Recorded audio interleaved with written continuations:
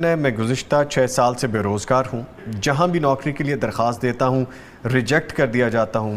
کیا ایسا کسی جادو یا بندش کے سبب تو نہیں ہو رہا؟ براہ کرم رہنمائی فرمائیں. ان کی دو وجہ ہیں.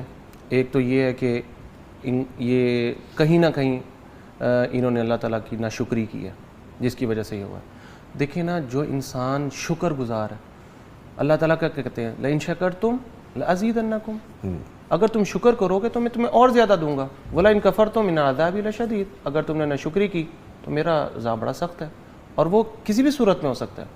ابن القیم رحمۃ اللہ علیہ فرماتے ہیں کہ جو انسان ناشکرا ہوتا ہے، اللہ تعالیٰ اس سے وہ نعمت واپس لیتے ہیں اور اس انسان کو وہ نعمت کبھی واپس نہیں کی جاتی. واپس نہیں کی جاتی. اس کیس میں سن لیں جی، وہ نعمت واپس نہیں کی جاتی اللہ کے، اور وہ نعمت اس انسان کو دے دی جاتی ہے جو شکر ادا کرنے والا ہوتا ہے. تو یا تو انہوں نے ناشکری کہیں نہ کی ہے، ان کو چاہیے کہ اللہ سے معافی مانگیں، اللہ کا شکریہ ادا کریں. جو نعمتیں ان کو ملی ہوئی ہیں، ظاہری بات ہے ان کے پاس نعمتیں ضرور ہوں گی، ہر انسان کے پاس ہوتا ہے. یہ کہنا کہ میرے پاس تو کچھ بھی نہیں ہے، یہ بھی بہت بڑی ناشکری ہے.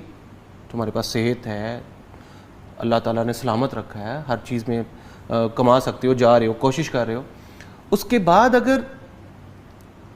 اگر یہ چیزیں نہیں ہو رہی تو ان کو چیک کروانا چاہیے. اذکار اپنے پورے کریں، جی، اللہ تعالیٰ سے دعا مانگیں. رسول اللہ صلی اللہ علیہ وسلم ہمیشہ دعا کیا کرتے تھے، صحابہ نے دعا کی ہے، دعائیں قبول ہوئی ہیں. تو وہ کیا وجہ کہ ہماری دعا قبول نہیں ہو رہی؟ یا تو حرام کی طرف آئے ہیں یا سود کی طرف آئے ہیں. ہمارے ایک دوست تھے، وہ اسی طرح وہ کہہ رہے تھے کہ میری نا جاب کا مسئلہ ہے اور مجھے سمجھ نہیں آ رہی. تو باتوں میں پتہ چلا کہ انہوں نے سود لیا تھا. اب بعد میں جب مجھے پتا چلا، میں نے کہا یہ بات آپ نے مجھے پہلے کیوں نہیں بتائی کہ آپ نے سود پہ کاروبار شروع کیا تھا. انہوں نے وہ سارا سود والا پیسہ ختم کیا، کاروبار ہی ختم ہو گیا، نئے سرے سے شروع کیا. الحمدللہ آج وہ ماشاءاللہ ویل سیٹ.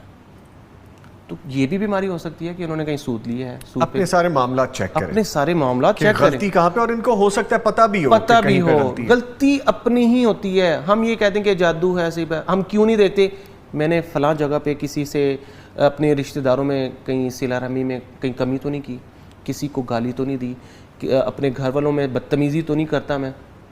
ماں باپ، کتنے لڑکے ایسے ہیں جو ماں باپ سے بدتمیزی کرتے ہیں، دوستوں میں بڑے اچھے ہوتے ہیں، بدتمیزی کرتے ہیں، ان کو جاب ہی نہیں ملتی. شروع میں وہ لگتا ہے ان کو کہ میں سب کچھ دیکھ لوں گا، میری شادی اپنی پسند کی شادی کر لوں گا، سب کچھ ہو جائے گا، لیکن زندگی میں وہ بالکل گھر جاتے ہیں. فیصلہ ان کا اپنا ہوتا ہے. اچھا قاری صاحب، آپ نے ایک اور اچھی چیز مجھے یہاں پہ پوچھنے کے لیے دے دی.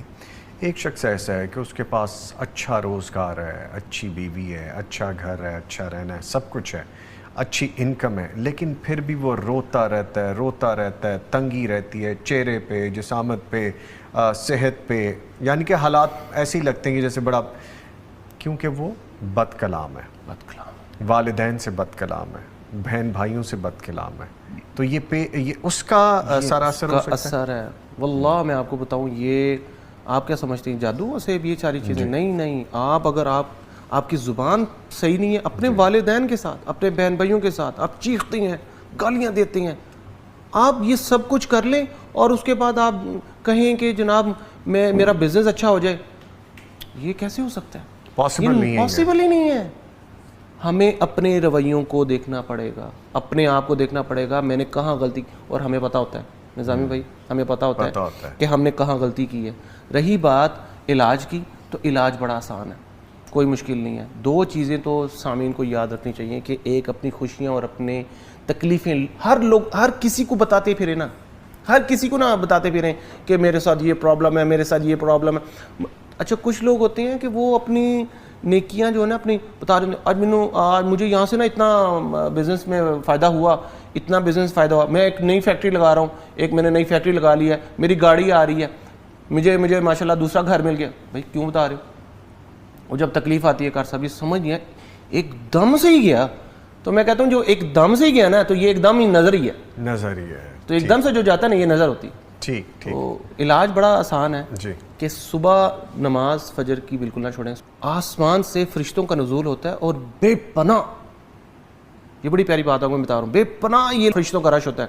جس گھر میں نماز پڑھی جا رہی ہوتی ہے، جس گھر میں قرآن پڑھا جا رہا ہوتا ہے، جس گھر میں اذکار کیے جا رہے ہوتے ہیں، صدقہ دیا جا رہا ہوتا ہے، نیت کی جا رہی ہوتی ہے، فرشتے چلے جاتے ہیں، ڈیوٹیاں لگ رہی ہیں. اب جو سوئے وہ سوئے رہ گئے، اب وہ جب اٹھیں گے نحوست کے ساتھ اٹھیں گے, اپنے والدین سے بھی نحوست سے, اپنے بچوں سے, اپنے کاروبار میں سارا دن نحوست, جادو اس نے 3 گریں لگائی ہوئی ہیں وہ جادو کے ساتھ, ہاں وہ سارا دن ویسے ہی گزر ہے, اور پھر کہیں گے برکت نہیں ہے. اللہ اکبر. تو یہ آپ نے ٹپ دے دی ہے. ٹپ میں نے دی ہے, فجر کی نماز, اس کے بعد اذکار, اس کے بعد قرآن کی تلاوت, اللہ کا شکر, انشاءاللہ اس دن اس کے اوپر جادو نہیں ہو سکتا.